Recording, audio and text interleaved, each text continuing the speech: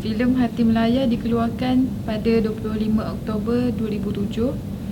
Filem Hati Melaya bertemakan semangat patriotik dan melatarkan zaman kemerdekaan pada tahun 1957. Terdapat beberapa tokoh dalam filem Hati Melaya, seperti Tunku Abdul Rahman yang merupakan pengasas Parti Perikatan dan juga merupakan Perdana Menteri pertama Malaya pada tahun 1957. Seterusnya, Datuk Onn Jaafar yang merupakan pengasas UMNO, iaitu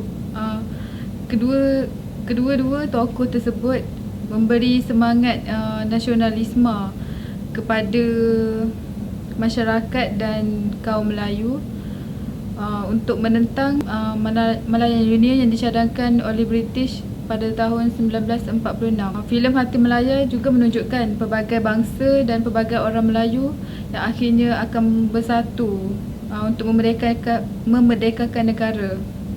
Walaupun tidak menghayati tentang perjuangan UMNO dan Parti Perikatan seperti yang diceritakan dalam filem Hati Melaya tersebut, saya dapat melihat pengorbanan dan perjuangan masyarakat Melayu dan masyarakat di negara Malaysia untuk memperjuangkan negara dan memerdekakan negara. Sebagai penambahan kronologi filem tersebut, filem Hati Melaya bukan sekadar filem sejarah yang mencatatkan kronologi sahaja, malah ia mampu menyuntik semangat patriotik dalam kalangan penonton. Ia juga memaparkan khazanah negara, antaranya gambaran sewaktu Allahyarham Tunku Abdul Rahman dan Datuk Onn Jaafar, serta saat-saat bendera Malayan Union diturunkan dan laungan kemerdekaan dilaungkan pada ketika itu.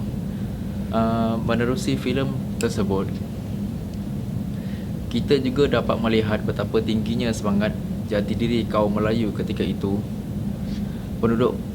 Penduduk Malaya yang menginginkan kemerdekaan daripada British sanggup pada ketika itu bersama-sama melucutkan segala harta, sama ada dari segi wang ringgit ataupun barang kemas yang berharga, semata-mata untuk diberikan kepada Tunku sebagai perbelanjaan mereka untuk ke London dalam menuntut kemerdekaan.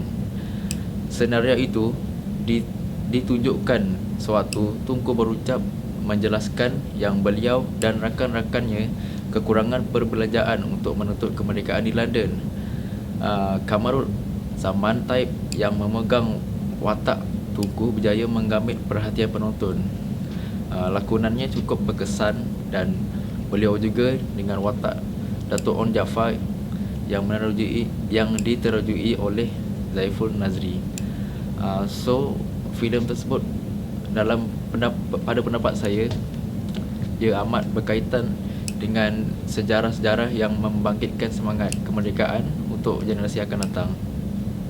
Dokumentari The Last Communist ataupun lelaki komunis terakhir menceritakan kehidupan Chin Peng, iaitu ketua komunis pada zaman dahulu. Dokumentari ini menceritakan tentang kehidupan Chin Peng bukan saja pada masa penjajahan komunis di Melaya, tetapi bagaimana Chin Peng mendapat inspirasi untuk membuat komunisme di Malaysia. Selain itu, cerita ini juga menceritakan aftermath komunisme di Malaysia dan juga di Thailand, iaitu ahli komunis yang masih hidup lagi di Thailand. So pengarah cerita ni dia menemuduga kedua-dua pihak, iaitu pihak Malaysia dan juga pihak komunis. Dalam ni kita dapat mendengar pandangan daripada kedua-dua pihak lah. Seperti yang komunis, mereka kata mereka tidak bersalah, dan pihak di Malaysia mereka kata komunis itu adalah penjahat. Selain itu, cerita ni juga menceritakan pasal apakah strategi komunisme pada zaman dahulu dan kenapa komunisme telah ditubuhkan pada masa itu.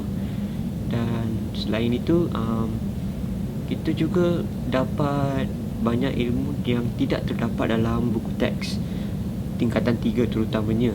Jadi walaupun filem ni telah diharamkan di Malaysia, tetapi filem ni sebenarnya dia menceritakan kehidupan Chin Peng dan juga komunisme.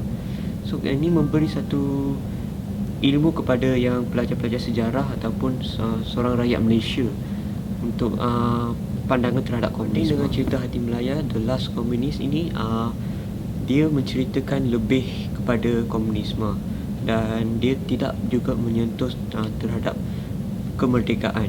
Walau bagaimanapun, kedua-dua cerita ni telah menceritakan sejarah Malaysia dengan amat teliti dan juga secara yang faham, yang kita boleh faham lah, dan dia memudahkan kita untuk memahami sejarah Malaysia lagi. Dan konklusinya, kedua-dua filem ini telah memberi informasi sejarah yang lagi tepat daripada buku. Terima kasih.